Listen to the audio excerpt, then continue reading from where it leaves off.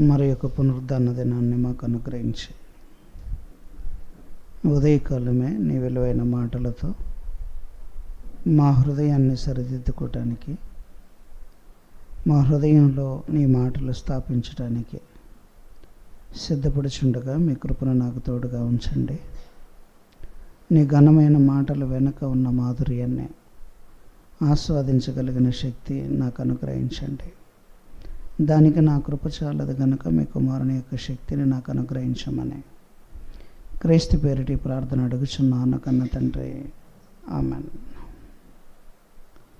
ప్రభునందు ప్రియమైనటువంటి దేవుని సంగమా, సమూయేలు గ్రంథాన్ని ప్రారంభించడానికి ముందు introduction lesson already last week చెప్పాను. ఆ ఇంట్రడక్షన్ లెసన్స్లో కొంతవరకు మీకు వివరణ ఇవ్వటం జరిగింది. రిమైనింగ్ అన్నది ఈరోజు ఆ ఇంట్రడక్షన్ లెసన్ మరలా కొంత చెప్పవలసింది ఉంది కనుక దాన్ని పూర్తి చేస్తాను. ప్రభునందు ప్రియమైనటువంటి దేవుని సంగమా, దేవుని ప్రణాళికలు ఎలా ఉంటాయి? లాస్ట్ క్లాస్లో మాట్లాడుతూ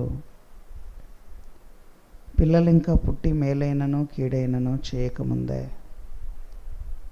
పెద్దవాడు చిన్నవానికి దాసుడగును అని రోమీలకు రాసిన పత్రికలో ఉన్నటువంటి సందర్భాన్ని మాట్లాడాను. అది మీకు మరలా గుర్తు చేశాను. ఇప్పుడు అంటే జననం అనేది దేవుని ప్రణాళిక ప్రకారంగా ఎప్పుడో నిర్ణయింపబడింది. నిర్ణయింపబడిన కాలం 1000 కోట్ల సంవత్సరాల క్రితం. కానీ భూమి మీదకు వస్తున్నది ఇప్పుడు. ఆ రోజు నుంచి ఇప్పటి వరకు ఇంకా బిడ్డలనే వాళ్ళు దేవునికి భూమి మీద వస్తూనే ఉన్నారు. అంటే దేవునికి కలుగుతున్న పిల్లలు ఇంకా ఎంతమంది ఉన్నారో తెలియదు. ఆయన కనాలి అనుకున్నటువంటి బిడ్డలు ఇంకా ఎన్ని వేల మంది ఉన్నారో తెలియదు. ఈరోజు మీరు వివాహం చేసుకుని మీరు బిడ్డలను కన్నారు, మీ బిడ్డలు వివాహం చేసుకుని వాళ్ళ బిడ్డలను కన్నారు, వాళ్ళ బిడ్డలు వివాహం చేసుకునే దశకు వచ్చారు, వాళ్ళు కూడా వివాహం చేసుకుని బిడ్డలను కంటున్నారు. అంటే ఇలా ఎన్ని వేల కోట్ల మంది భూమి మీదకి రావాలో ఆ లెక్క మనకు తెలియదు. కానీ ఈ లెక్క అనాదిలోనే రాయబడింది. ఈరోజు రాసుకున్నది కాదు. ఇప్పుడు నీ కుమారునికి వివాహం అయిన తర్వాత దేవుడు వ్రాయలేదు. మీ తాత ముత్తాత వాళ్ళ ముత్తాత ఈవెందో ఆదాము అనబడే మొదటి మనిషి నిర్మాణం అప్పుడే ఎన్ని వేల కోట్ల మంది భూమి మీదకి రావాలో రాసేసుకున్నాడు. పాయింట్ గుర్తుపెట్టుకోండి.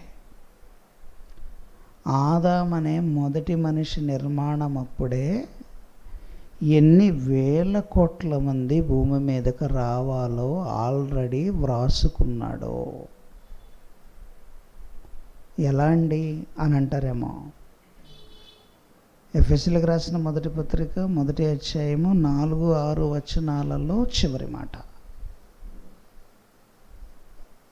4-6లో చివరి మాట,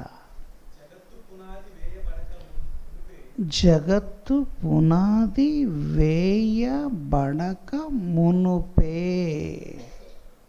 అంటే నీకు పిల్లల్ని ఇప్పుడు ఎందుకు ఇచ్చాడు? ఎప్పుడు ఇచ్చాడు? ఎప్పుడు ఇవ్వాలని అనుకున్నాడు? ఆలోచించండి ఒకసారి. ఎప్పుడు ఇవ్వాలనుకున్నాడు? జగత్తు పునాది వేయబడక మునుపే. అంటే ఆదాము ఉన్నాడా?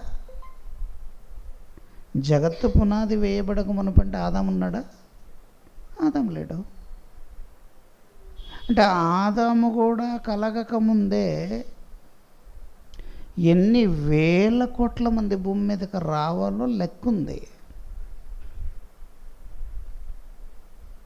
ఆ లెక్కల్లో ఒక ఆలోచన కూడా ఉంది. లెక్క మాత్రమే కాదు. మీరందరూ దేవుని గురించి ఏమనుకుంటున్నారంటే చాలామందిని నేను గమనిస్తూ ఉంటాను, చూస్తూ ఉంటాను కదా. మీ అందరికీ దేవుని పట్ల 100లో 95% మందికి దేవుని పట్ల ఉన్న అభిప్రాయం ఏంటి?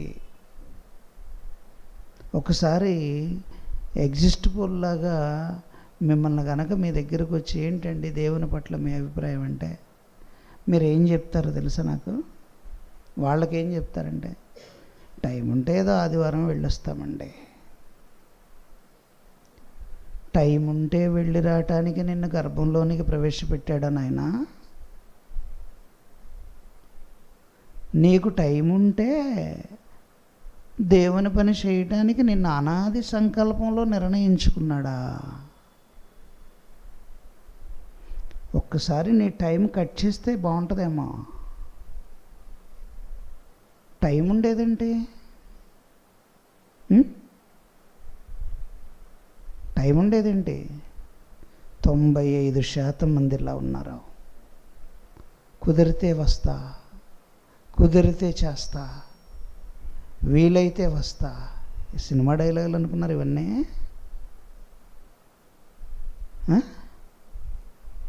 కుదిరితే రావటానికి, కుదిరితే చేయటానికి, కుదిరితే రావటానికి, కుదిరితే ఆలోచించడానికి ఇదేమన్నా సత్రం అనుకున్నారా? లేదా ఈ పని ఏమన్నా ఉద్యోగం అనుకున్నారా? లేకపోతే నువ్వు స్థాపించిన ఏమన్నా రాజ్యం అనుకున్నారా? మీ ఇష్టం వచ్చినట్లు చేయటానికి. అర్థం కాలేదు మీకు.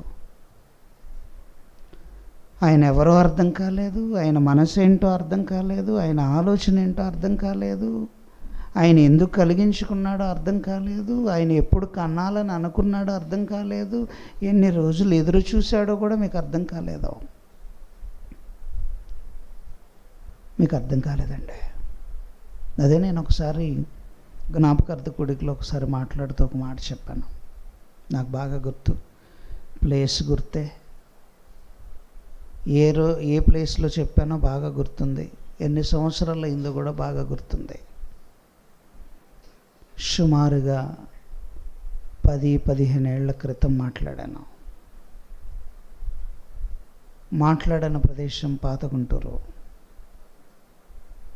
మా ఇంటికి 4 ఏళ్ళు ముందు ఒక జ్ఞాపకార్థ కూడికలో మాట్లాడాను. ఆ మాట నాకు ఎప్పటికీ గుర్తుంది.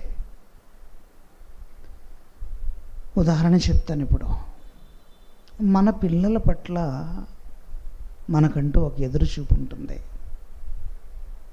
కాలేజీకి వెళ్ళిన పిల్లలు ఇంటికి రాకపోయినా, హాస్టల్లో ఉన్న బిడ్డలు ఇంటికి రాకపోయినా, పరాయి దేశంలో ఉన్న పిల్లలు స్వదేశానికి రాకపోయినా, వస్తారన్న వార్త వినపడిన వెంటనే ఇంట్లో అలజడి, ఒంటిలో అలజడి రెండూ ప్రారంభమవుతాయి. వస్తున్నాను అన్న వార్త తెలిసిన వెంటనే అలజడి 2 ప్రదేశాల్లో ప్రారంభమవుతుంది. సముద్రంలో తుఫాను రేగినట్లుగా నీ పిల్లలు నీ ఇంటికి వస్తున్నారన్న వార్త నీకు చేరగానే అప్పటి వరకు నెమ్మదిగా ఉన్న నీకు అలజడి ప్రారంభమవుతుంది. ఆ అలజడి ఏంటో తెలుసా? నా పిల్లలు వస్తున్నారు. 3 ఏళ్ల తర్వాత తిరిగి నా కుమారుడు నా దగ్గరికి చేరుతున్నాడు. 3 నెలల తర్వాత నా కుమారుడు ఇంటికి వస్తున్నాడు. ఈ 3 నెలలు ఏం తిన్నాడో, ఎలా ఉన్నాడో, ఎక్కడ పడుకున్నాడో, సరైన తిండి తిప్పలు ఉన్నాయా లేవా అని తల్లిలో అలజడి, తండ్రిలో కనపడని అలజడి ప్రారంభమవుతుంది. వాళ్ళ కోసం ఎన్నో స్పెషల్స్ తయారవుతాయి. ఎదురుచూపు. ట్రైన్ దిగేంత వరకు, ఫ్లైట్ దిగేంత వరకు, ఇంటి ముందు ఆటో దిగేంత వరకు ఎదురుచూపు. ఇది ఎప్పుడు ప్రారంభమైందో తెలుసా? నువ్వు పుట్టక ముందే నీ కోసం అలజడి ప్రారంభమైంది దేవునిలో. ఆ అలజడి వెనక ఉన్న ఆంతర్యం మీకు తెలియదు. నా కొడుకు రేపు భూమి మీదకి వెళుతున్నాడు, ఎల్లుండి భూమి మీదకి వెళుతున్నాడు, వెళ్ళటానికి ఇంకా 4 రోజులే టైం ఉంది అని 100 కోట్ల సంవత్సరాలు ఎదురు చూసిన తర్వాత నేను భూమి మీదకి వచ్చాను. అంటే నా గురించి నా తండ్రి ఎదురుచూపు ఎంతకాలం? ఇది మాట్లాడాను జ్ఞాపకార్థ కూడికలో. ఈరోజు నీ భర్త, లేదా నీ తల్లి, నీ చెల్లి, నీ తమ్ముడు లోకాన్ని విడిచి వెళ్ళిపోయాడని నువ్వు బాధపడుతున్నావే, నీ కుమారుడు, నా కుమారుడు తిరిగి నా దగ్గరికి వస్తున్నాడని తండ్రి ఎదురుచూపి ఎంతకాలం? అది భూమి మీదకి రావటానికైనా, భూమి నుంచి తిరిగి వెళ్ళటానికైనా. భూమి మీదకి వస్తున్నప్పుడు ఎదురు చూశాడు, నా కుమారుడు వెళుతున్నాడు వెళుతున్నాడు వెళుతున్నాడు. ఏం చేస్తాడో? ఉదాహరణ చెప్తాను. మీ పిల్లలు ఇండియా టీం, క్రికెట్ టీంలో సెలెక్ట్ అయ్యాడన్న వార్త విన్న దగ్గర నుంచి, ఇండియా పాకిస్తాన్ మ్యాచ్లో నా కొడుకు ఆడబోతున్నాడు అన్నప్పుడు, ఆ వార్త తెలియటానికి 3 నెలల ముందైతే గ్రౌండ్లోనికి దిగేంత వరకు నువ్వు టెన్షన్ టెన్షన్ టెన్షన్ టెన్షన్. కారణం ఎందుకంటే బరిలో ఉంటున్నది నీ కొడుకు. బాల్ వేస్తున్నప్పుడు నీలో టెన్షన్ పెరుగుతుంది, బ్యాటింగ్ చేస్తున్నప్పుడు నీలో టెన్షన్ పెరుగుతుంది. కారణం ఎందుకంటే నీ కొడుకు బరిలోనికి వెళుతున్నాడో. ఈ వార్త తెలిసి 3 నెలలైంది. ఆ 3 నెలల నుంచి నీ ఒంట్లో BP levels up and down అవుతూ ఉంటాయి. కారణం, ఒక కార్యాన్ని, ఒక మహత్కార్యాన్ని, ఔన్నత్యం కలిగిన ఒక కార్యాన్ని నెరవేర్చడానికి నీ కుమారుడు బయలుదేరాడు. నీలో అలచడి, నీ కొడుకు ఏం చేస్తాడో అని అలచడి, గేమ్ ఎలా ఆడతాడో అని అలచడి, జయిస్తాడో లేదో అని అలచడి, ఎదురుచూపంతా నీ కొడుకు మీదే. అలా మీరు గర్భంలో పడ్డటానికి ముందు నుంచి దేవునిలో అలజడి ఉంటుంది. ఈ అలజడి ఎవరికి అర్థమైందండి? ఇది అర్థమైన వాళ్ళు మాట్లాడరు. కుదిరితే వస్తా, వీలైతే వస్తా. నాకైతే అలా అన్నప్పుడు లేదు. అదే గనక నా పిల్లలైతే కోడి మెడ తిప్పినట్టు తిప్పాలనిపిస్తుంది నాకు. నా పిల్లలు కనుక అలా మాట్లాడితే నిలబెట్టి కోడికి మెడ ఇలా తిప్పేస్తామే. ఉంటే ఉన్నాడు, పోతే పోయాడు దరిద్రుడు. అలా తిప్పాలన్నంత కోపం వస్తుంది నాకు. ఎందుకండి? పనికి మాలిన సరుకు, పనికి మాలిన సరుకు ఎందుకు? ఇది ఏశావులో గమనించాడు. ఇది ఏశావు అనే కుమారుడు పనికి మాలినవాడు. వాడి కోసం నేను ఎదురు చూసి నా కళ్ళు కాయలు కాశాయి. గర్భంలోనికి వెళ్ళాడు. వెళ్ళినప్పుడు కూడా 2 ఉన్నారు. ఆ 2లో వీడే ముందొచ్చాడు.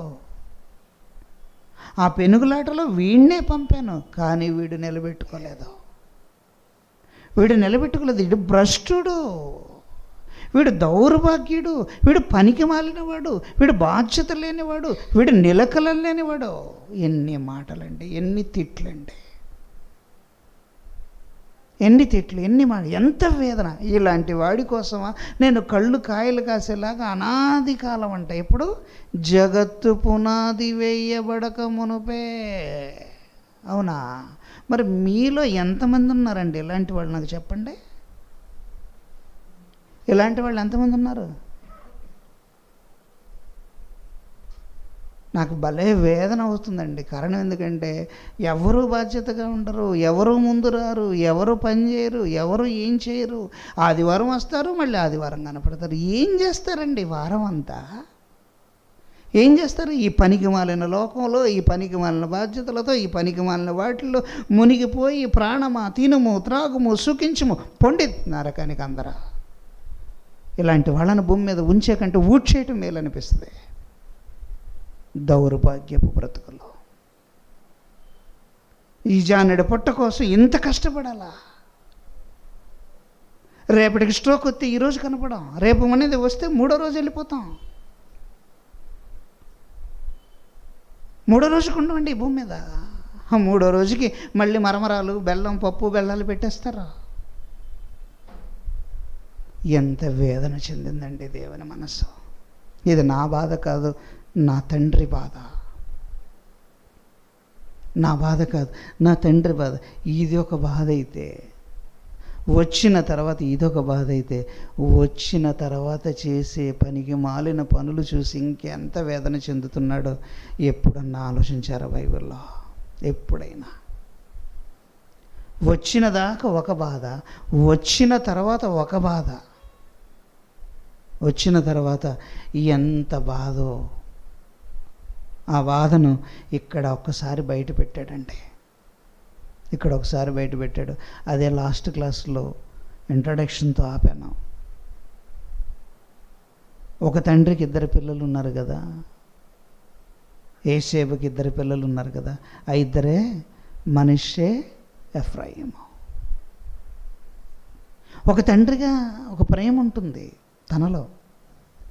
ఎవరిలో? యోసేపులో. ఎంత ప్రేమ ఉంటుంది అని అంటే, పెద్దవాడంటే ఎప్పుడైనా తండ్రికి ఇష్టం అండి. వాళ్ళు పనికి మాలిన వాళ్ళైనా, బాధ్యత లేని వాళ్ళైనా, ఏదో ఉంటుంది, ఒక చిన్న ఆవగించంతన్నా ఉంటుంది. ఎందుకంటే ప్రథమ ఫలం కదా, జ్యేష్ఠుడు కదా, వారసుడు కదా, ఔన్నత్య అతిశయాన్ని నిలిపేవాడు కదా. లాస్ట్ క్లాస్లో ఉన్నారు, నా ఔన్నత్య అతిశయము చదివారు కదా, లాస్ట్ టైంలో చెప్పినప్పుడు చదివారు. నా ఔన్నత్య అతిశయము నీవే. ఎవరినే? ఎవరి గురించి? ఎవరు? బైబిల్ తీయకుండా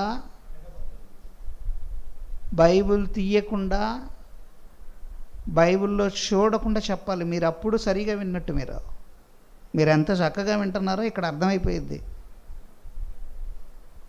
మీరందరూ నామకార్థ క్రైస్తవులుగానే ఉన్నారండి. ఏదో సత్యం తెలుసుకుంటున్నారు అన్నారు, మీరు తెలుసుకుంటున్నట్టుగా నటిస్తున్నారు అంతే. మీకు సత్యం అర్థమవుతుంది అనుకున్నారా?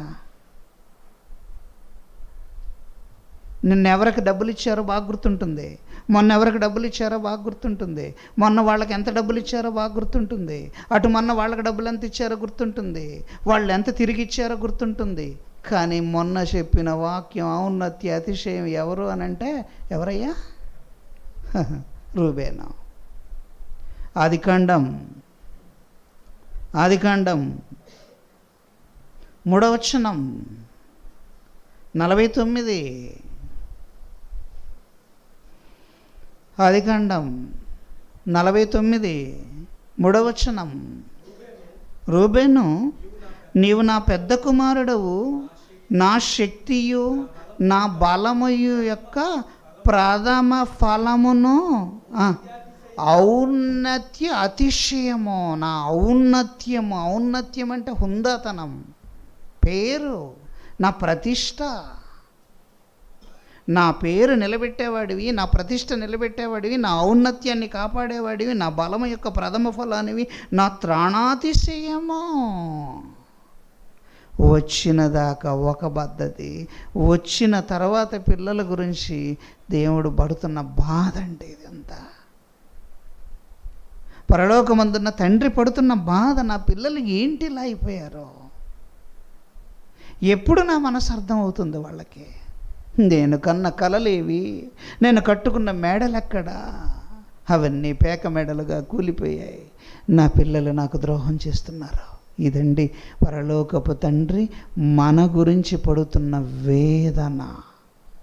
అందుకని టీవీ ప్రోగ్రాంకి పెట్టిన పేరేంటో తెలుసా? అదృశ్యుని ఆవేదన. అదృశ్యుని ఆవేదన. ఈరోజు మనం పెట్టిన టైటిల్ అన్నీ కాపీ అవుతున్నాయి తెలుసా? చరిత్రకు తెలియని క్రీస్తు చరిత్ర అని పెట్టారు. మళ్ళా ఇప్పుడు ఆల్రెడీ ఎప్పుడో మనం పెట్టేశాం. సత్యవేద సాగర్ పెట్టాడు, క్రీస్తు చరిత్రకు తెలియని క్రీస్తు చరిత్ర అంట. రేపు ఎప్పుడో మీటింగ్స్. శిథిలమైపోతున్న శరీరానికి బలవుతున్న బంధువులు ఎవరో ఇప్పుడు పెడుతున్నారు టైటిల్స్. ఆల్రెడీ ఎప్పుడో అయిపోయింది. నా కష్టాన్ని గుర్తుపెట్టుకొని ఉన్నత స్థాయికి తీసుకువెళతారేమో అనుకుంటానండి, కానీ ఎవరూ బాధ్యత లేదు. నేను ముసలోళ్ళం మేమేం చేయగలమని కొందరు, మేము వయసు వాళ్ళం మాకెక్కడ కుదురుతుందని కొందరు, మా దగ్గర అంత స్తోమత లేదని కొందరు. ఎలా? ప్రథమ ఫలాలు కారా మీరు? ముసలోళ్ళే సీనియర్ సిటిజన్ అవసరమా? టికెట్లో డబ్బులు తక్కువ కావాలా? ఆస్తిలో వాటా ఎక్కువ కావాలా, డయాస్ మీద ప్లేసులు కావాలా, పదవులు కావాలా, హోదాలు కావాలా, పని మాత్రం వద్దా? పని మాత్రం వద్దా? అక్కడ జ్యేష్ఠత్వం అవసరం లేదా? ఇక్కడ జ్యేష్ఠత్వం కావాలా? ఎంత అన్యాయం చేస్తున్నామండి మన తండ్రికి ఎంత అన్యాయం చేస్తున్నాం. అక్కడ వాళ్ళు చేసిన అన్యాయం, ఇక్కడ ఈ రూబేను చేసిన అన్యాయం. ఎంత అన్యాయం చేశాడో తెలుసండి. చెప్పుకోవటానికి కూడా వేదన కలిగించేంత అన్యాయం చేశాడు.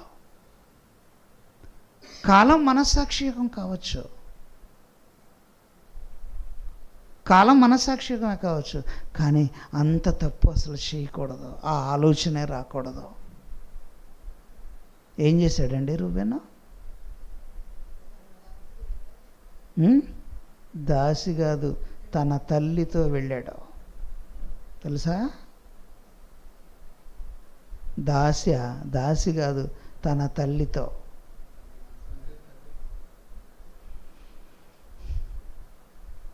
నిజంగా ఇక్కడ పడింది పెద్ద బీజం. దీని ఎఫెక్ట్ ఎక్కడికి వెళ్ళిందో తెలుసా? ఏసేపు దగ్గరికి వచ్చింది ఈ ఎఫెక్ట్. ఈ ఎఫెక్ట్ ఎక్కడ పడింది అనుకున్నారు మీరు?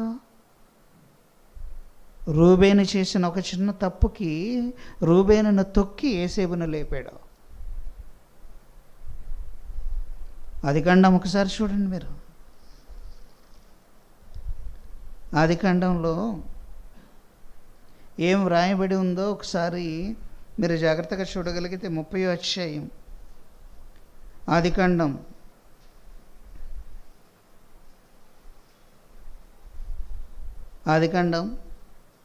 30వ అధ్యాయం.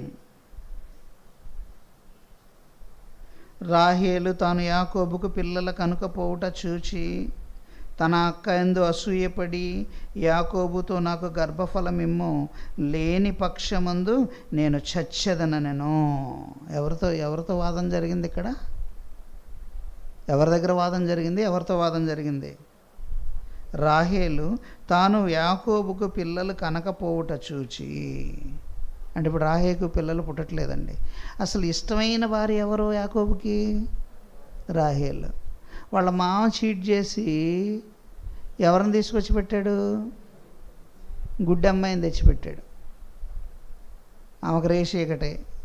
ఆ రేగి చీకటి అమ్మాయిని తీసుకొచ్చి పెట్టాడు. ఇదేంది మామ ఇంత మోసం చేసావు నన్ను అంటే, పర్లేదులే ఇంకా కొన్నేళ్ళు నువ్వు దాస్యం చేయి, అసలు అమ్మాయిని ఇస్తానులే నువ్వు కోరుకున్న అమ్మాయిని అన్నాడు. పాపం ఏం చేస్తాడు?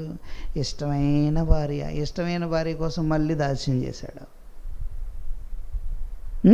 అవునా? అంటే ఇక్కడ నిజంగా భార్య పెళ్ళైన తర్వాత భార్య ఎలా మారిద్దండి? అదేమంటే బైబిలే చెప్పిందిగా. ఏమని నీ తల్లిని నీ తండ్రిని విడిచి నీ భార్యను హత్తుకుందువు అంటే, ఇప్పుడు భార్య తల్లిదండ్రి కంటే ఫస్ట్ ప్లేస్ ఎవరికి వెళ్ళిద్ది? భార్యకా? బైబిల్ అందగా, అందుకని వెళ్ళిపోవాలా? ఎవరిదో వాళ్ళకే ఇవ్వాలి, అంతేగాని భార్య స్థానం భార్యదే, తల్లి స్థానం తల్లిదే. అందుకని తల్లిని తృణీకరించకూడదు, భార్యను తిరస్కరించకూడదు. రెండు జరగాలి, బ్యాలెన్స్డ్. నిజంగా పెళ్ళైన తర్వాత మగవాడి జీవితం కత్తి మీద సామే, గుర్తుపెట్టుకోండి. కత్తి మీద సామె. ఏమి చేయలేడు, ఏమి చెప్పలేడండి. ఏమి చేయలేడు, ఏమి చెప్పలేడు. ఎవరికి న్యాయం చేయాలో అర్థం కాదు, ఎవరో సరిగా అర్థం చేసుకోరు, ఎవరి ఆలోచనలు వాళ్ళవే. ఇక్కడ యాకోబుకి అదే దశ వచ్చింది. ఏమన్నాడు? యాకోబు పిల్లల కనుకపోవట చూసి తన అక్కందు అసూయపడి యాకోబుతో నాకు గర్భఫలం ఇమ్ము, లేని పక్షమందు నేను చచ్చేదని అనుకున్నాను. యాకోబు కోపము రాహేలు మీద రగులు కొనగా అతడు, నేను నీకు గర్భఫలముని ఇవ్వకపోయిన దేవునికి ప్రతిగానున్నానా? అసలు నాదే ఆ బాధ్యత. గర్భఫలం ఎవరు ఇవ్వాలి? మరి ఎవరి మీద పడింది? ఇప్పుడు పడితే ఎవరి మీద పడాలి? పోయి దేవుని మీద కోప్పడు. మరి ఎవరి మీద కోప్పడింది? ఈ నిజంగా ఈ కంపు ఎలా ఉంటుందంటేనండి, అది కానీ ఆడవాళ్ళ మాట అసలు వినకండి. ఆడవాళ్ళ ముందే చెప్తాను నేను, ఆడవాళ్ళ మాట వినకండి, ఆలోచించండి. అది న్యాయమైతే వెళ్ళండి, బైబిల్ దగ్గరికి రండి, మళ్ళా లోకం దగ్గరికి వెళ్ళకండి. నా భార్య ఇట చెప్పింది చేయమంటావా, నా ముద్దుల భార్య ఇట్ట అంది ఏమంటావు? ముద్దుల భార్య లేదు, ముందున్న భార్య లేదు. బైబిల్ దగ్గరికి రండి, బైబిల్ని అడగండి, బైబిల్ ఏమంటుందో వినండి, బైబిల్ ఏం చెప్తుందో చూడండి. లేదా దేవునికి అవకాశం అండి, అయ్యా మా ఆవిడ ఇట్ట అంటుంది, నన్ను ఏం చేయమంటావు?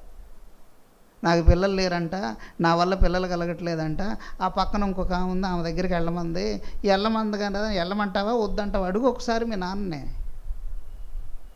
ఛాన్స్ ఇచ్చింది కదా నువ్వు గబగబా పోతే అట్ట దొరికిందిలే అవకాశం అని గబగబా వెళ్ళిపోయావు అనుకోండి, కొంపకు తిప్పలు వస్తాయి. ఇప్పుడు అదే పడుతుంది బాధ. ఇశ్రాయేలీలు పాలస్తీనాల మధ్య జరుగుతున్న యుద్ధం, ఇద్దరు అన్నదమ్ములు పెట్టిన కంపు, ఆ మహాతల్లి శారమ్మ గారు పెట్టిన ఆ కంపు. ఏం చేద్దాం నాయనా, నువ్వు వెళ్ళు, నా దాసే కదా నువ్వు పో అన్నాడు. ఈయన కూడా వెళ్ళాడు గబగబా, పోయే బదులు అడగొచ్చుగా ఒకసారి, డాడీ వాట్ ఈస్ దిస్, ఏం చేయమంటావు నన్ను, ఏం చేయమంటావు అయ్యా అని అడగొచ్చుగా. అడగలా. విశ్వాసులకు తండ్రే, ఏం చేస్తాం? అందుకనే మనిషి 2 చోట్ల బలహీనుడు అవుతాడంటే, ఒకటి కనకం, 2 కాంతం, 3 పొగడతా. పడాలంటే ఈ 3ట్లోనే పడతాడు మగోడు. 1 కనకం దగ్గరన్నా పడాలి, 2 కాంతం దగ్గరన్నా పడాలి, 3 పొగడతల దగ్గరన్నా పడాలి. ఈ 3 ఎక్కడో చోట ఫ్లాట్, ఇందులో నో డౌట్. అందుకని బీ కేర్ఫుల్. అర్థమైందా? ఎక్కడ కూడా అదే పరిస్థితి వచ్చింది, అక్కడ కూడా అదే పరిస్థితి వచ్చింది, ఎక్కడ అదే పరిస్థితి వచ్చింది. ఇప్పుడు ఈయన ఏం చేశాడో తెలుసండి, దేవునికి నేను నీకు గర్భఫలం ఇవ్వకపోయినా దేవునికి ప్రతిగానున్నానా? జాగ్రత్తగా ఆలోచించాడు యాకోబు. అబ్రహాం గారేమో పాపం ఎవరామా? హాగరు. నాకు పిల్లలు లేరు, నాకు ఇంక పిల్లలు కలగరు, కాబట్టి నా పక్కన నా దాసే కదా, ఆమె నా భాగమే, నా దాసే, కాబట్టి నువ్వు ఆమెతో వెళ్ళు, ఆమెకు బిడ్డలు పుట్టినా నాకు పుట్టినట్టే నన్ను పాపం పంపింది, ఈయన పోయాడు, గర్భఫలం వచ్చింది. అంటే ఇప్పుడు ఇచ్చిన గర్భఫలం ఇచ్చిన దేవుని తప్ప, పోయిన అబ్రహాము తప్ప? ఇప్పుడు కోర్టులో నిలబెడితే ఎవరిని జడ్జిగా కూర్చొని జడ్జి గారు పిలిచి, రామయ్య బాబు అబ్రహాము రా ఒకసారి నిలబడు, నువ్వెందుకు పోయావు నాయన? ఏం చేస్తాం బాబు, పోయామయ్యా. సరే నువ్వు దేవుడా నువ్వు రాయా నిలబడు బోన్లో. పోతే పోయాడా, నీకు తెలీదా, నువ్వెందుకు ఇచ్చావు గర్భఫలం అని దేవుడిని అడిగాడు అనుకోండి జడ్జి గారు. ఇప్పుడు ఎవరు చెప్తారు, ఏం చెప్తారు సమాధానం? తప్పు ఎవరిదండి ఇప్పుడు చెప్పండి? మనమే జడ్జిలుగా ఉంటే తప్పు ఇద్దరిదని చెప్పి షేరోకి 7 ఏళ్ళు, 14ని చెరుసగం చేసి నువ్వు 7 ఏళ్ళు జైలు. అంతేనా కదా? మీరే జడ్జి అండి, ఏం చేస్తారు చెప్పండి నాకు? ఏం చేయరా? మాకు తెలియదండి అంటారా? చెరుసగం అంటారు. తప్పు అక్కడ. కారణం ఎందుకో తెలుసా? గర్భఫలం అన్నది ఏ సమయంలో ఎవరిని ఇవ్వాలి అనుకుంటాడో ఆ సమయానికి నీవు ఏ స్త్రీ దగ్గర ఉన్నా గర్భఫలం వచ్చి తీరాలి. అది సరోగసి అయినా, టెస్ట్ ట్యూబ్ అయినా, మరొకటైనా.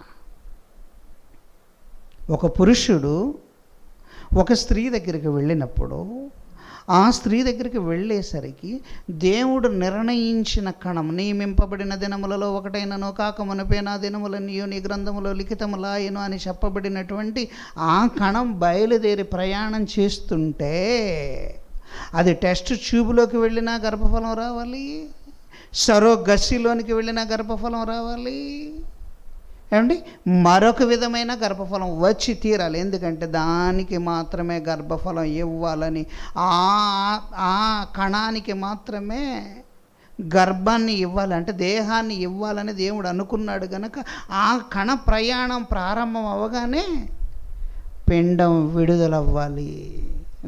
ఆత్మ బయలుదేరాలి. ఆత్మ బయలుదేరితే అప్పుడు ఇక్కడ పిండం రావాలి. నువ్వు దాన్ని తీసుకువెళ్ళి ఎక్కడ పెట్టినా ఖచ్చితంగా ఆ డేటు ఆ టైంలో గర్భఫలం వచ్చి తీరాలి. అది 10 ఏళ్ళ, 20 ఏళ్ళ, 60 ఏళ్ళ అని. 70 ఏళ్ళ మహాలక్ష్మమ్మ అనే ఆమె టెస్ట్ ట్యూబ్ ద్వారా బిడ్డలను కందే, గుంటూరులోనే. 73 ఏళ్ళ వయసు కలిగిన ఒక స్త్రీ, పిల్లలు లేరు, పిల్లలు కావాలనే తపన. ఒక 6 నెలలు డాక్టర్ గారి యొక్క పర్యవేక్షణలో ఉండి తన భర్త యొక్క వీర్యాన్ని తీసుకొని ఏమండి ఫలదీకరణం చెందించి మరలా ఆమె గర్భంలోనే ప్రవేశపెట్టారు.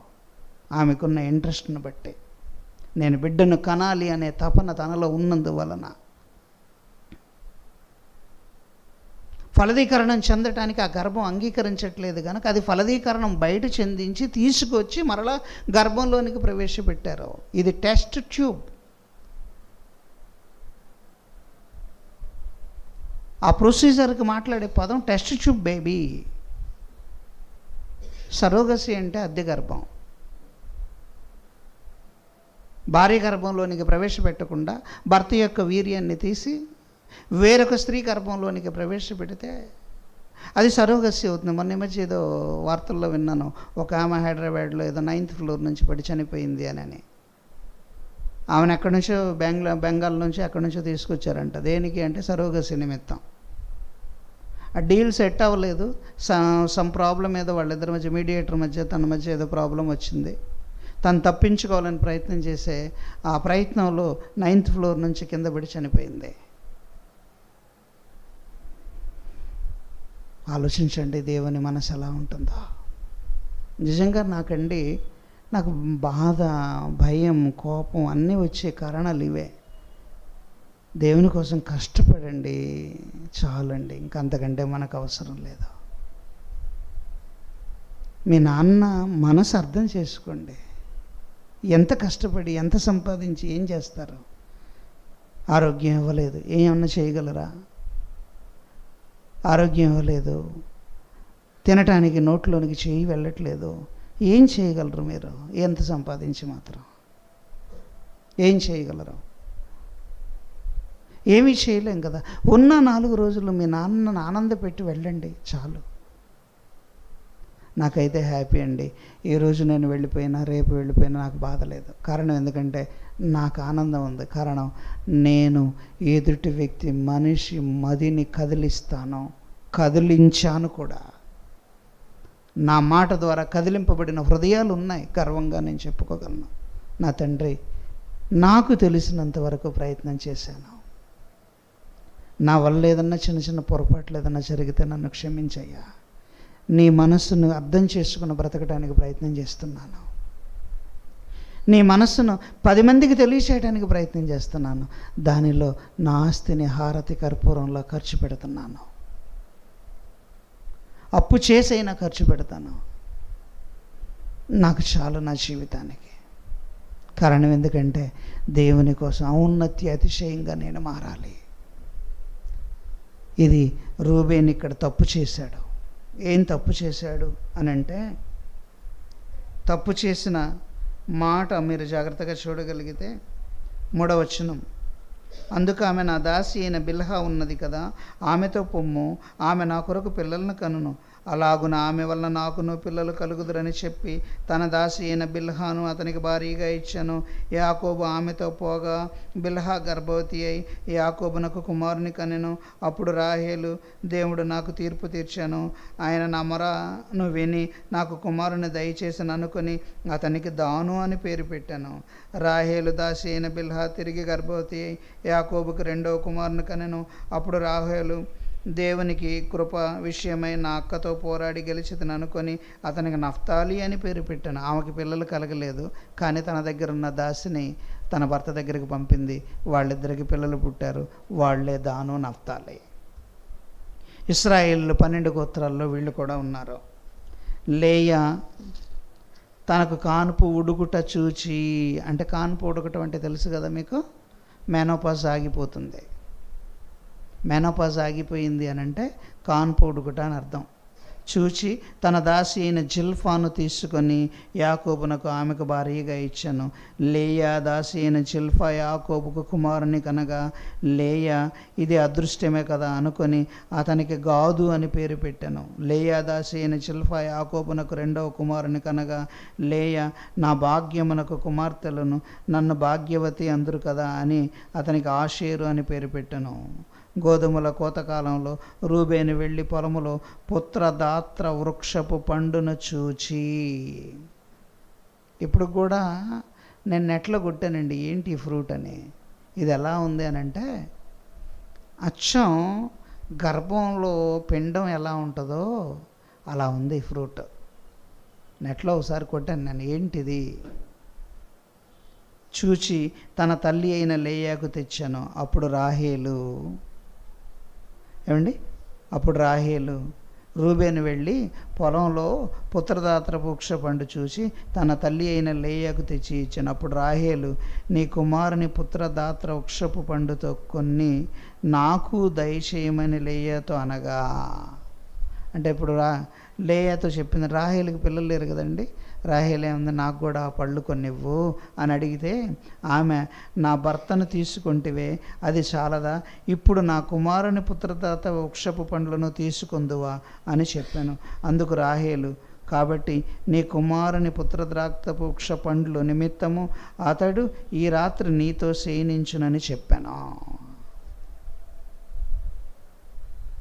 ఏమండి, ఇక్కడ జరిగేది మనస్సాక్షియుగం. ఇక్కడ జరిగిన చిన్న పొరపాటు ఎక్కడ దాకా తీసుకువెళ్ళిందో మీకు చూపిస్తాను. దీని ఎఫెక్ట్ ఎక్కడికి వెళ్ళింది, దీని ఎఫెక్ట్ ఆలోచించారా మీరు ఎప్పుడన్నా? మనం ఏదో అనుకుంటామండి, ఒక చిన్న పొరపాటైనా పెను ప్రమాదానికి దారి తీస్తుంది.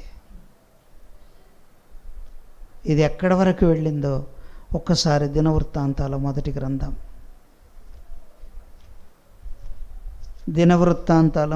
గ్రంథం ఒక్కసారి జాగ్రత్తగా బైబిల్ తీసి చూడగలిగితే అక్కడ వ్రాయించిన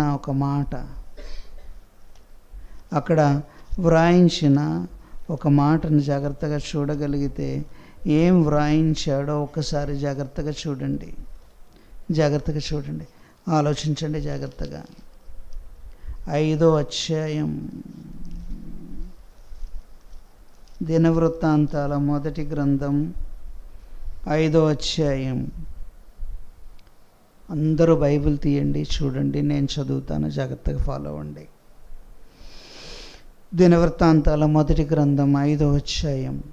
ఇశ్రాయేలు తొలిచూలి కుమారుడైన రూబేను కుమారున వివరములు. ఇతడు జ్యేష్ఠుడై ఉండెను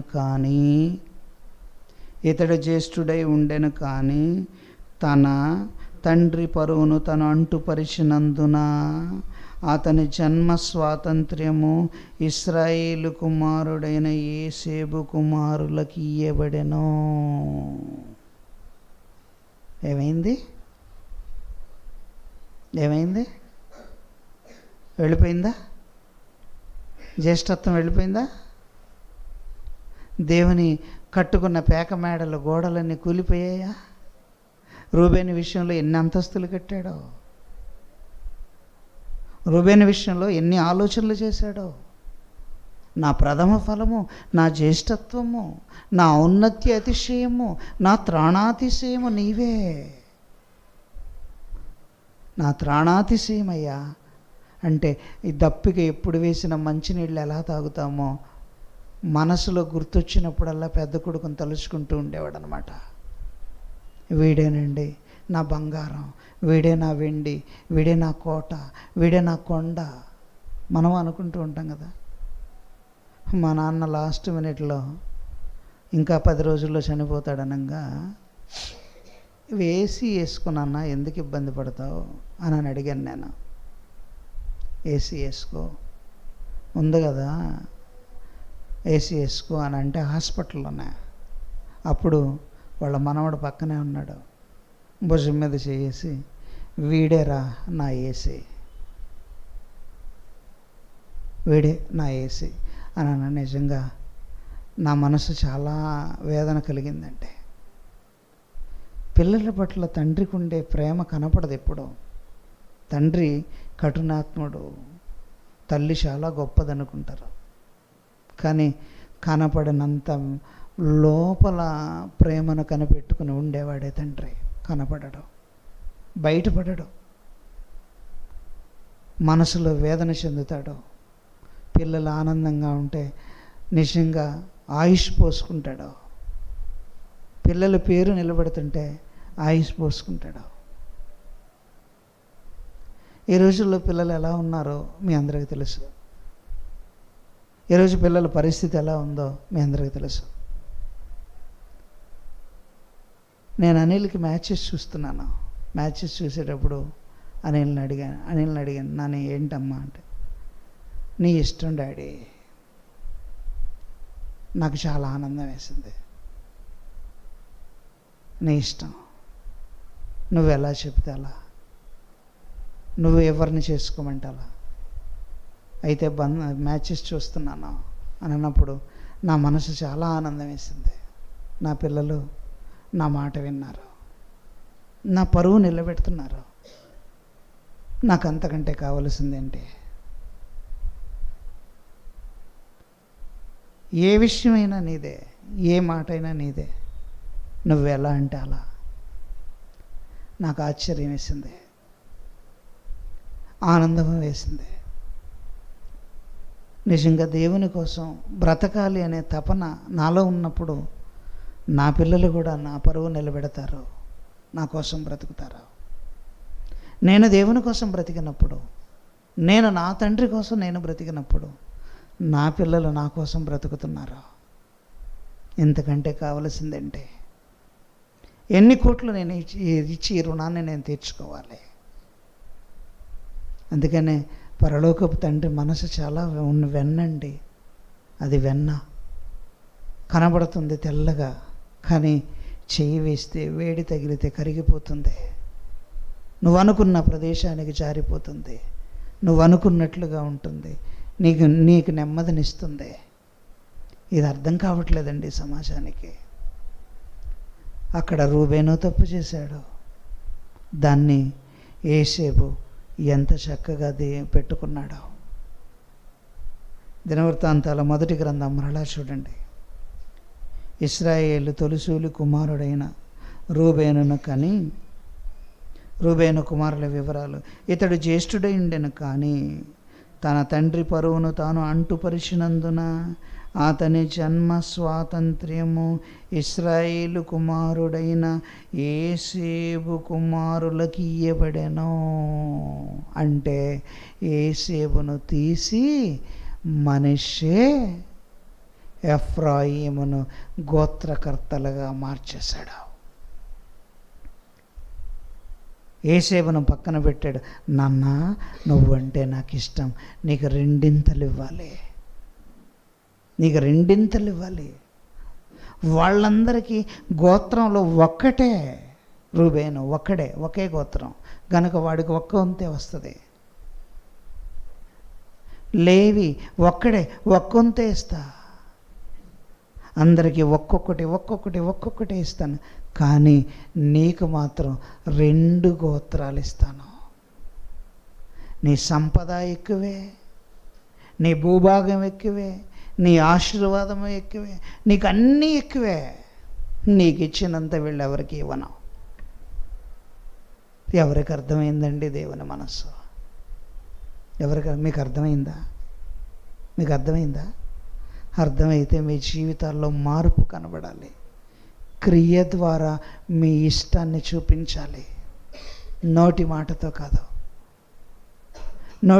కాదండి, క్రియ ద్వారా చూపించాలి.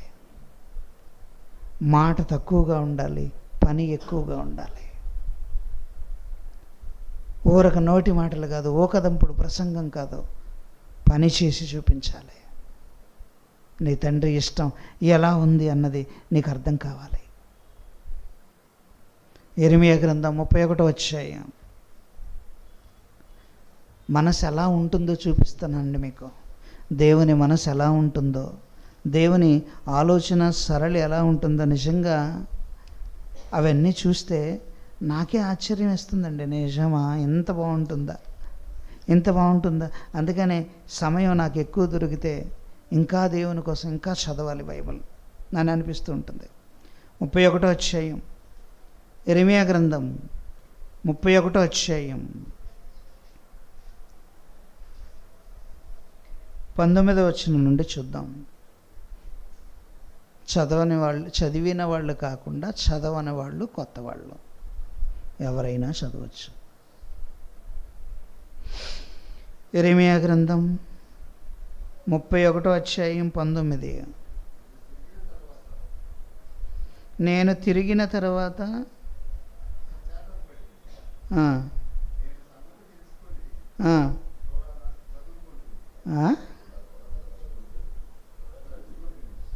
ఎప్పుడు కొట్టుకుంటారండి తొడ? అంతకుముందు చూసేవాళ్ళం ఈ తొడల కొడతో మీసాల మీద వేయటం. ఇప్పుడు లేదులేండి. ఇప్పుడు తొడ కొడితే యాడ ఇరిగిద్దో తెలియదు. ఎందుకంటే పైకి భీమ్ బాయిలే, పైకి డ్రీమ్ బాయిలే, కానీ ఎముకలో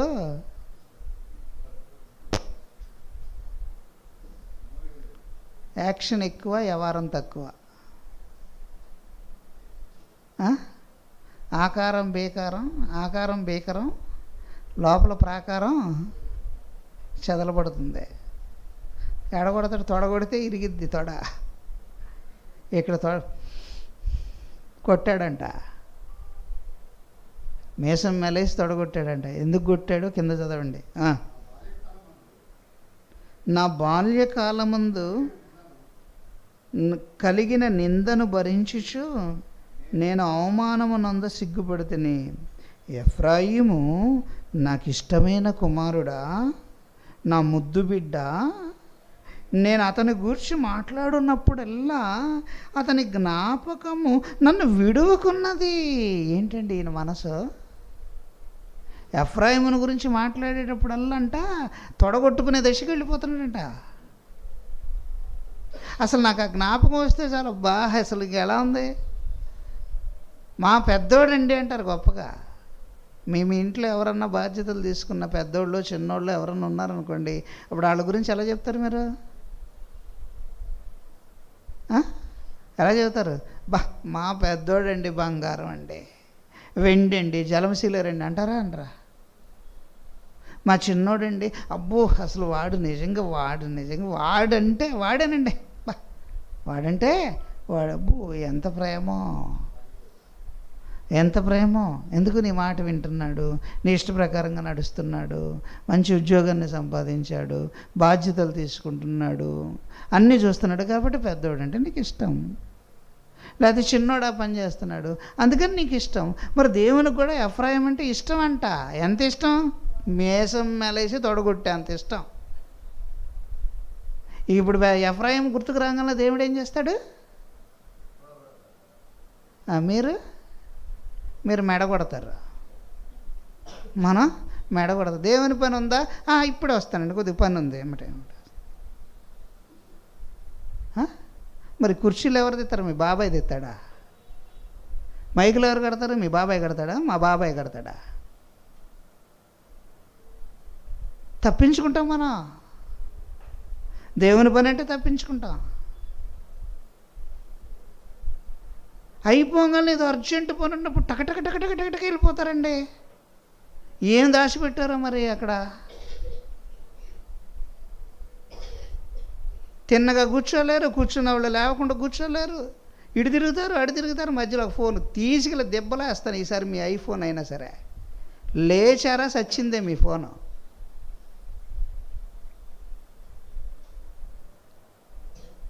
సైలెంట్లో పెట్టడం, లోన కూర్చోవటం. తీసేయండి మీ ఫోను. గంటసేపు ఫోను మోగొట్టడానికి వీల్లేదు, లేవటానికి అసలు వీల్లేదు. దేవుని పని అంటే దేవుని పనే. ఎఫ్రాయిము ఎవరు? నాకు ఇష్టమైన కుమారుడు, నా ముద్దు బిడ్డ. నేను అతని గూర్చి మాట్లాడినప్పుడల్లా అతని జ్ఞాపకము నన్ను విడువకున్నది. అతన్ని గూర్చి నా కడుపులో వేదనగా ఉన్నది. బాబా, ఏంటి ప్రేమ! ఎవరికి అర్థమైందండి? నీ గురించి దేవుని తపన. నువ్వే ఎఫ్రాయిము, మారితే, మారకపోతే నువ్వే కయ్యను. అర్థమైందా? మారితే నువ్వే ఎఫ్రాయిము, మారకపోతే కయ్యను. మారితే నువ్వే యాకోబు, మారకపోతే నువ్వు ఏశావు. మారితే నువ్వే దావీదు, మారకపోతే నువ్వే సౌలు. అర్థమైందా? ఇక్కడ ఎఫ్రాయిం అనగానే ఆయనే ఎఫ్రాయిం అనుకోకండి. నువ్వు కూడా ఎఫ్రాయిమే, నువ్వు కూడా ఎఫ్రాయిమే, నువ్వు కూడా సౌలే. ఒకప్పుడు నువ్వు కూడా దావీదే. కానీ మనమే మార్చుకుంటున్నామండి, మనమే మార్చేసుకుంటున్నాం. మన రాతను మనమే, నుదుట రాత దేవుడు రాశాడు అని అంటే దేవుడు రాసిన రాతను నువ్వే పాడు చేసుకుంటున్నావు, నువ్వే చెరిపేసుకుంటున్నావు. తప్పు నీదే, దేవుడు చెడపలేదు. ఎట్లనగా తన ప్రియుని యందు తాను ఉచితముగా మనకు అనుగ్రహించిన తన కృపా మహిమకు కీర్తి కలుగునట్లు తన చిత్త ప్రకారమైన దయా సంకల్పము చొప్పున యేసుక్రీస్తు ద్వారా మనలను తన కుమారులుగా స్వీకరించుటకై మనము పరిశుద్ధులమును నిర్దోషులమును అయి ఉండవలనని జగత్తు పునాది వెయ్యబడక మునుపే ప్రేమ చేత మనల్ని ఏర్పరచుకున్నాను. ప్రేమ చేత జగత్తు పునాది వేయబడక మునిపే. అందుకని ఇంకా 4 ఏళ్లలో దావీదు యెషయా గర్భంలోనికి వెళతాడు, ఇంకా 10 ఏళ్లలో యెషయా గర్భంలోనికి వెళ్ళిపోతాడు, ఇంకా 20 ఏళ్లలో యెషయా గర్భంలోనికి వెళ్ళిపోతాడని దావీదుని గురించి కలలు కన్నాడు. నా గురించి, నీ గురించి కూడా కలలు కన్నాడు. యెషయా గ్రంథం 49 చాలాసార్లు చదువుకున్నాం మనం. యెషయా గ్రంథం 49. కొత్త వాళ్ళు ఎవరైనా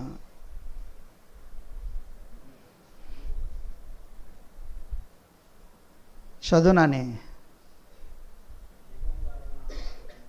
ద్వీపములారా నా మాట వినుడి, ఆలకించుడి. నేను గర్భమున పుట్టగానే యెహోవా నన్ను పిలిచెను. తల్లి నన్ను వడిలో పెట్టుకొనినది మొదలుకొని నాయన నా నామమును జ్ఞాపకము చేసుకున్నాను. నా నామమును, నా కొడుకు భూమి మీదకి వెళ్ళి 2 ఏళ్ళు అయింది, నా కుమారుడు భూమి మీదకి వెళ్ళి 3 ఏళ్ళు అయింది, అబ్బా నా కుమారుడు 20 ఏళ్ళు అయింది. మంచి బలం వచ్చేసింది. ఈ బలం ఎవరికి ఇస్తాడు? డెలీలాకి ఇస్తాడా? దెయ్యానికి ఇస్తాడా? రాహేలుకి ఇస్తాడా? ఎవరికి ఇస్తాడు? ఎవరికి బలం? దేవుని బలం. నాకండి కుదరదండి అంటే మరి ఏం చేయాలి నాయన? దేవుని పని ఏం చేయాలి? మరి దేవుడి కన్నా కలలు ఏం చేసాం? ఆయన ఆలోచన ఏమైపోయింది? అందుకనే నేను ఎప్పుడు ఒకటే చెప్తాను, ఒకవేళ మా మిస్సెస్ బాగాలేదండి మీరు వెళితే ఎట్టండి అన్నా, అవి ఉంటే ఉంటావు, పోతే 3వ రోజు జ్ఞాపకార్థ కొడికి పెడతాను. ప్రేయర్ మాత్రం ఆపను, ప్రేయర్కి వెళ్ళకుండా ఉండను. ఇదే నేను చెప్తాను, మొహమాటం ఏం లేదు ఇందులో. ఉండు, ట్యాబ్లెట్ వేసుకో, ప్రేయర్ చేసుకో, లేదా హాస్పిటల్కి వెళ్ళు. నువ్వు బెడ్ మీద ఉండు, నేను డేస్ మీద ఉంటా. అమ్మ మా ఆవిడండి నా బంగారం లేదు, వెండి లేదు, ఇత్తడి లేదు, జలమసిలేరు లేదు. దేవుడి కంటే ఈ బంగారం ఎక్కువ నాకు. దేవుడు నాకు ఆయుష్ ఇవ్వకపోతే నాకు బంగారం ఏడు నుంచి వస్తుంది? నాకు 25 ఏళ్ళు ఏడు నుంచి వస్తాయి? 25 ఏళ్ళ వయసులో నాకు భార్య ఎక్కడి నుంచి వస్తుంది? అసలు చిన్నప్పుడే పీక బిసిగిస్తే నా బతికేంటి? లేదా కాలు వంకర తిప్పి పోలియో కాలులాగా చేస్తే డంగ్ డంగ్ డంగ్ డంగ్ అంటే ఈ రాజకుమారి నాకెవరిస్తారు? అసలు ఈ రాజకుమారి నన్ను ఒప్పుకునిద్దా? నీలాంటి కుంటి కులాసాన్ని నేనే యాడ్ చేసుకుని కాలు ఎగరేస్తావు, చెయ్యి ఎగరేస్తావు, కూర్చుంటే లేవలేవు, లేస్తే కూర్చోలేవు, బాత్రూంలోకి వెళ్ళిన ముడ్డు నేనే గడగాలి నీకు. నీలాంటి వాడిని నేను యాడ్ చేసుకునేదని అందా? ఇవాళ ఏదో బాగా అందంగా ఉన్నాడంటే ఆ అందం వెనక దేవుని కష్టం ఉందని అన్నా. నీ కోల మొహం వెనక, నీ కోటేరు ముక్కు వెనక, నీ అందమైన ఆకారం వెనక, నీ సోనాలయ బింద్రే రూపం వెనక. మా అత్తగారు చాలా దరిద్రంగా ఉంటుందండి, మొహమాటం ఏం లేదు, అందులో నల్లగా ఉంటుంది. కానీ నేనేం పేరు పెట్టాను తెలుసా ఆమెకి? సౌందర్య. నిజం. నేను ఎప్పుడో పక్కన వాళ్ళకి చెప్పేటప్పుడు సౌందర్య వచ్చిందమ్మా అని అడుగుతాను. వాళ్ళు నన్ను అడుగుతారు, ఎవరు సౌందర్య అంటే మా అత్త. ఏం చెప్తాం, నల్లగా ఉన్నా తప్పదు, మేనమామ భార్య, పిల్లనిచ్చిన అత్త, కాసేపు అన్న నవ్వించాలి కదా, తప్పదు. ఆ రూపం వెనక ఎవరి కష్టం, ఎవరి కష్టం, అది ఎవరికి ఇష్టం? నీకా నీ తండ్రికా? నీకా నీ తండ్రికా? చాలా ఉన్నాయండి రెఫరెన్స్లు. మనసు కదిలిపోతుంది. రిఫరెన్స్ ఎలా ఉంటుందంటే, ఎంత ఆలోచన ఉంటుందో ఆలోచిస్తే ఆశ్చర్యాన్ని కలిగించేటువంటి మాటలు ఉన్నాయి. Time is over. గనుక యేసేపు దగ్గరికి ఎందుకు ఆశీర్వాదం వచ్చిందో మనసు పెట్టి ఆలోచించండి, మనసు పెట్టి ఆలోచించండి. ఆ ఆశీర్వాదాన్ని మనస్ఫూర్తిగా దేవుని కోసం గడపండి. మన తండ్రి కంటే వేరొక పని ఏది మన జీవితంలో ఉండకూడదు. మొదట నా నీతి అని నేనన్నానా, దేవుడు అన్నాడా? కేసు నా మీద వేస్తారా, దేవుని మీద వేస్తారా? అమ్మారావు గారు ఏంటంటే ఇడ చెబుతున్నాడు అని అంటే ముందు ఎవరి మీద వేయాలి కేసు? మీరు ఎవరి మీద వేయాలి? బైబిల్ మీద వేయండి, తర్వాత నా దగ్గరికి రండి. మత్తయి సువార్త 6వ అధ్యాయం 33. మత్తయి సువార్త 6వ అధ్యాయం 33. కాబట్టి మీరు ఆయన రాజ్యమును నీతిని మొదట వెదుకుడి, మీకేం కావాలో అవన్నీ మీకు అనుగ్రహింపబడును. ఇక్కడ మీకు ఉదాహరణ చెప్తానండి. నేను బుల్లెట్ కొనుక్కున్నాను, తెలుసు కదా.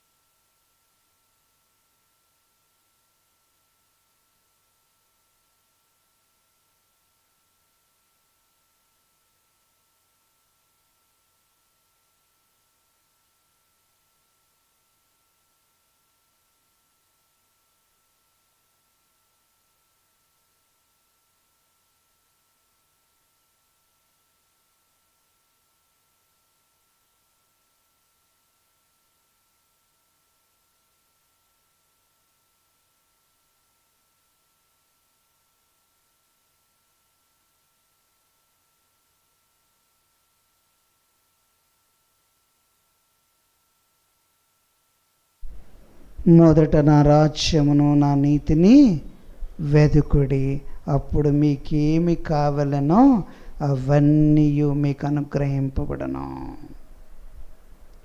అండి, అవన్నీ అందుకనే నువ్వు బాధపడుతున్న దేవుడు చూస్తాడు, నువ్వు ఆలోచిస్తున్న దేవుడు వింటాడు. నా బిడ్డకి ఇది కావాలి కాబట్టి నేను ఇవ్వాలి, నా బిడ్డకి ఇది కావాలి నేను ఇవ్వాలి. ఏదైనా ఇస్తాడండి. ఏదైనా చేస్తాడు. నేను ఏదైనా చేయగలనండి, నాకు ఆ నమ్మకం ఉంది. కారణం ఎందుకంటే నేను మొదట రాజ్యాన్ని వెతుకుతున్నాను కాబట్టి నేను ఏదైనా చేయగలను, ఏదైనా సాధించగలను. మీరు కూడా అలాగే ఉండాలని నా కోరిక. నాకంటే ఉన్నతంగా ఉండాలి, నాకంటే బాగుండాలి, మీ తండ్రి పేరు నిలబెట్టాలి, లోకానికి మీ నాన్న మనసును చాటి చెప్పాలి. ఆలోచించండి, ఆలోచించండి. ఒక యేసేపు పట్ల దేవునికున్న ఆలోచన ఎంత గొప్పదో చూడండి. చివరి రెఫరెన్స్ చూపించేసి ముగించేస్తాను. ఆదికాండం 50 అధ్యాయం, ఆదికాండం 50 అధ్యాయం 49 22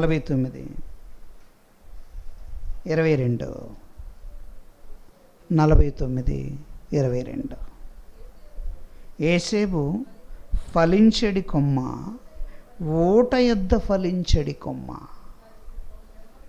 దాని రెమ్మలు గోడ మీదకి ఎక్కి వ్యాపించును. విలుకాండ్రు అతన్ని వేధించిరి, వారు బాణములను వేసి అతన్ని హింసించిరి. యాకోబు కొలుచు పరాక్రమశాలి అయిన వాని హస్త బలము వలన అతని విల్లు బలమైనదగును. అన్నదమ్ములు తీసుకెళ్ళి అమ్మేయాలనుకున్నారు, అన్నదమ్ములు ఈర్ష్యపడ్డారు. కానీ యాకోబు ఎవరినైతే కొలుస్తున్నాడో ఆ కొలుస్తున్న వ్యక్తి పరాక్రమశాలి అవ్వటం వలన, ఆయన హస్తబలం వలన అతని విల్లు బలమైనదగును. ఇశ్రాయేలుకు బండయు మేపెడి వాడును యేసేబే. అంటే యేసేబు స్థాయి ఎక్కడికి వెళ్ళిపోయింది? యేసేబు స్థాయి ఎక్కడికి వెళ్ళిపోయింది? తండ్రిని కూడా పోషించే స్థితిలోనికి యేసేబు వెళ్ళిపోయాడు. ఇశ్రాయేల్ అంటే ఎవరు? యేసేబుకు తండ్రి. ఇప్పుడు యేసేబుకు తండ్రి అయిన ఇశ్రాయేలు యేసేబును పోషించాలి, కానీ యేసేబు ఎవరిని పోషించాడు? అందుకనే ప్రాణరక్షణ ఎవరు? ఆత్మరక్షణ అవసరమా? ఆత్మరక్షణ ఎవరి పని, ప్రాణరక్షణ ఎవరి పని అని టైటిల్ ఇచ్చాను, గుర్తుందా? అంటే భవిష్యత్తులో మీకు కరువు వస్తుందని తెలిసి ఆ కరువు నిమిత్తము మీరు బాధపడకండి, మిమ్మల్ని ఏదో ఎక్కడికో పంపాడని బాధపడకండి, మిమ్మల్ని దాస్యంలోనికి పంపాడని బాధపడకండి. మీ ప్రాణరక్షణ నిమిత్తం యేసేబును ముందుగా నేను ఐగుప్తులోనికి పంపితిని అన్నాడా అనలేదు? ఆదికాండంలోనే 45 అధ్యాయం 5వ వచనం, 45:5. అయినను నేను ఇక్కడికి వచ్చినట్లు మీరు నన్ను అమ్మివేసినందున దుఃఖపడకుడి, అది మీకు సంతాపమును పుట్టింపనీయకుడి. మీ ప్రాణరక్షణ నిమిత్తము దేవుడు మీకు ముందుగా నన్ను పంపాను. అంటే దేవుని పని చెయ్యాలనే తపన మనలో ఉంటే మన ప్రాణానికి ఏది అవసరమో దేవుడిస్తాడు. మీ ప్రాణరక్షణ నిమిత్తము నీకు ఏది అవసరమో అది ఖచ్చితంగా దేవుడు ఇచ్చి తీరుతాడు. నీకు అవసరమని దేవుడు అనుకుంటే, దేవుని పని మానేస్తే కాదు. దేవుని పని మానేసి మీరెంత ప్రాకులాడినా మీకు మిగిలేది 0.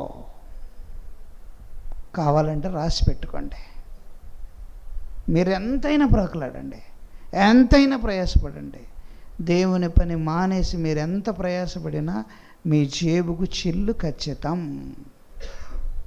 మీరు ఎన్ని జేబులో పెట్టినా మొత్తం మీకు కనపడకుండానే కిందకి వెళ్ళిపోతాయి, అందులో నో డౌట్. ఇది బైబిల్ చెప్పిన సూత్రం. అందుకని ఆలోచించండి.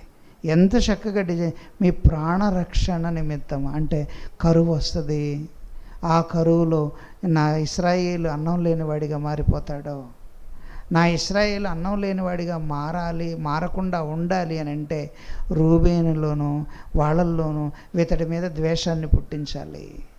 ఆ ద్వేషం వలన వీడిని ఇతను నమ్మేయాలి అనుకోవాలి, లేదా చంపేయాలి అనుకోవాలి, చంపడానికి తీసుకుని వెళ్ళాలి.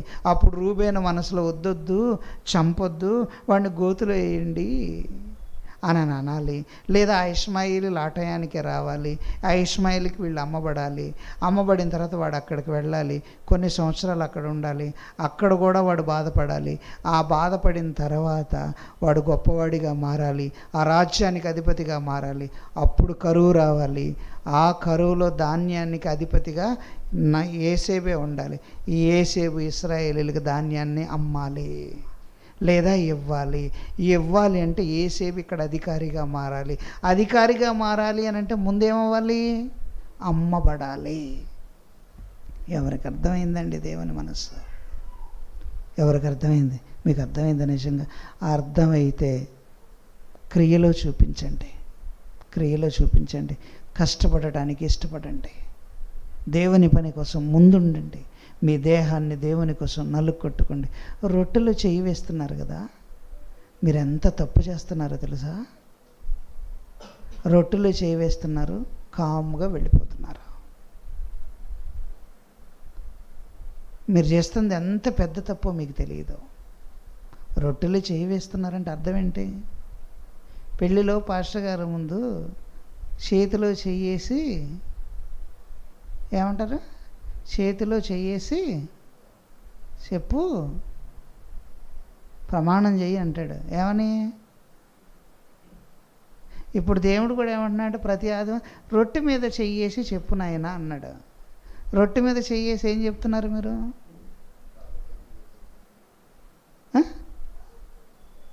రొట్టె మీద చెయ్యేసేటప్పుడేమో వణికిపోతా, తెల్లచీర కట్టుకొని కదిలిపోతా, ఏడుస్తా, దొంగ ఏడుపులను ఏడ్చి, దొంగ ఏడిపేం కాదులే, నిజం ఏడిపే. ఆ ఏడుపు వస్తుంది, అయ్యా పాపినైనా నన్ను కరుణించు. ఏడుస్తారు, మళ్ళీ అది పాపం చేస్తారు. ఏంటి పాపం? ఏం లేదు, ఇక్కడ నుంచి వెళ్ళటం, హాయిగా తినటం, మంచం మీద నిద్రపోవటం, ఇది చేసే పని. మరి రొట్టె మీద మీరు చేసి ఏమైనా ఏం చేస్తున్నారు ఏమండి? ప్రభు అయిన యేసు తను అప్పగింపబడిన రాత్రి ఒక రొట్టెను ఎత్తుకుని కృతజ్ఞతాస్తుతులు చెల్లించి, దీన్ని విరిచి, ఇది మీ కొరకైన నా శరీరము, నన్ను జ్ఞాపకము చేసుకున్నటకై దీనిని చేయుడే అనగానే రొట్టె మీ దగ్గరికి వస్తుంది. ఆ రొట్టె మీద చేయి వేశారు, దాన్ని ఇలా విరుచుకున్నారు, జాగ్రత్తగా తిన్నారు. తినబోయే ముందు మీరేమన్నారు? కృతజ్ఞతాస్తుతులు చెల్లించి ఏమని చెల్లిస్తారు? అయ్యా నేను నా దేహం దేవుని కోసం నలగొడతాము. నలగొట్టారా? నలగొట్టారా? నలగొట్టారా? ఏమి నలగొడతారు మీరు? నలగదు. ఈ స్త్రీ మడతే నలగదు, చొక్కాయే నలగదు, ఇంక దేవుని కోసం నలిగిద్దా? మరి మీరు రొట్టె తిన్నది, మీరు రొట్టె మీద చెయ్యేసి మీరు తప్పు చేస్తున్నారా, తప్పు చేయట్లేదా? అందుకనే దేవుని పని చేయని వాళ్ళు ఎవరో రొట్టె తినకండి, చేయకుండా ఉండండి, నరకానికి పోండి, తప్పేం లేదు. ఎందుకంటే చేయట్లేదు, వెళతారు. మళ్ళీ అది ఒకటి, మళ్ళీ ఇక డబల్ ఎందుకు? రొట్టెలు చేయి వేయటం ఎందుకు? పని మానేయటం ఎందుకు? తప్పే. ఏమన్నాడు అక్కడ? ఏమన్నాడు? కొరింథీయులకు రాసిన మొదటి పత్రిక ఏమన్నాడు? అనేకులు, నేను అనట్లేదండోయ్, మీరు నా మీద బాధపడకండి, నేను కాదు అంటుంది. అందుకని కేసు మొదట ఎవరి మీద వేయాలి? ఏమంటున్నాడు? కొరింథీయులకు రాసిన మొదటి పత్రిక 11వ అధ్యాయం, జాగ్రత్తగా చూడండి, 11:30. మీరు ఈ రొట్టెని తిని 26 ఈ పాత్రలోని త్రాగునప్పుడల్లా ప్రభువు వచ్చే వరకు ఆయన మరణమును ప్రచురించుదురు. అంటే దేవుని పని చేస్తారు, చెయ్యాలి. చేయటం అనేది గుర్తు చేయటం కోసమే రొట్టె మీ ముందుకు వచ్చింది. కాబట్టి ఎవడు పని చేయకుండా రొట్టె తిననో అది అయోగ్యంగా అంటే అర్థం. పని చేయకుండా రొట్టె తిననో లేదా పాత్రలోనిది తాగునో వాడు ప్రభు శరీరమును గూర్చియు రక్తమును గూర్చియు అపరాధి అగును. కాబట్టి ప్రతి మనుషుడు తన్ను తాను పరిశీలించుకొనవలెను. అలాగూ చేసి ఆ రొట్టెను తిని పాత్రలోనిది త్రాగవలెను. అంటే రొట్టెలు చేయి వేస్తున్నాం అంటే ఏం చేయాలి? బాక్సులు మొయ్యాలి, లైట్లు కట్టాలి, బాకాలు పెట్టాలి, డబ్బులు ఖర్చు పెట్టాలి. నీ దేహం దేవుని కోసం కరిగిపోవాలి. ఇది చేసి రొట్టెలు చేస్తానని నువ్వు రొట్టెలు చేయవేస్తున్నావు. అది నువ్వు ప్రతిజ్ఞ.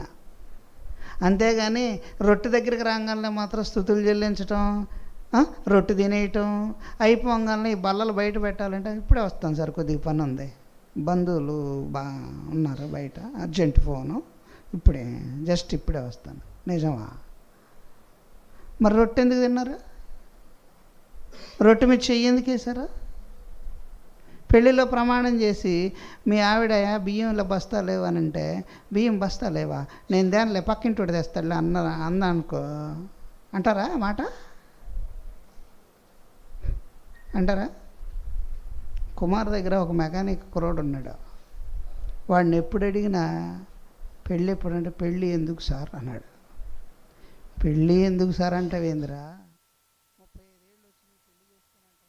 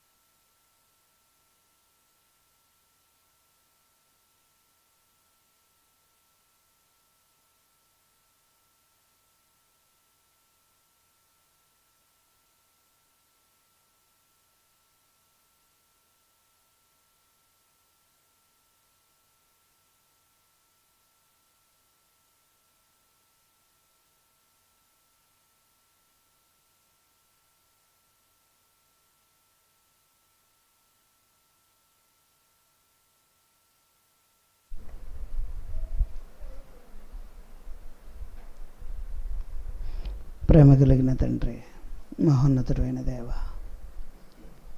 ప్రతి మాటను ఆలోచిస్తున్నప్పుడు మనసులో వేదన, హృదయం నిండా బాధ, నిన్ను మోసం చేస్తున్నామనే ఆలోచన, తప్పు చేస్తున్నామనే బాధ మా హృదయాలను ప్రేరేపిస్తుందయ్యా. తెలియక జరుగుతున్న పొరపాట్లను క్షమించండి. మేము రూబేనులా ఉన్నామా, కయ్యూనులా ఉన్నామా, ఇస్కరియోతు యూదాలా ఉన్నామా, ఎవరిలా ఉన్నాం? లేదు దావీదులా ఉన్నామా, ఫినెహాసులా ఉన్నామా, యాకోబులా ఉన్నామా, ఎవరిలా ఉన్నామో మమ్మల్ని మేము పరిశీలించుకునే భాగ్యాన్ని మాకు ఇవ్వండి తండ్రి. ఒక్క గోత్రం కాకుండా 2 గోత్రాలుగా మార్చారు. 2 బిడ్డల్లో గొప్పవారినిగా చిన్న కుమారుణ్ణి ఎంచుకున్నారు. ఎన్ని ఉన్నతమైన మాటలు నేర్పారో, ఎంత గొప్ప ఆలోచనలు రేకెత్తింపచేశారో, ఎన్ని విలువైన మాటలు మా హృదయానికి ఇచ్చారో. ప్రతి ఒక్క మాటను ఆలోచిస్తున్నప్పుడు నా తండ్రి మనసు ఆనందపడుతుంది. నీకోసం బ్రతికే భాగ్యాన్ని అనుగ్రహించండి. ఆన్లైన్ ద్వారా వీక్షిస్తున్న నీ పిల్లలకు కూడా మీ కృపణ తోడుగా ఉంచండి. మరి ఎక్కువ నీ మాటలను గ్రహించగలిగిన శక్తిని అనుగ్రహించమని క్రీస్తు పేరిటి ప్రార్థన అడుగుచున్నాను కన్న తండ్రి. ఆమెన్. అందరికీ వందనాలు.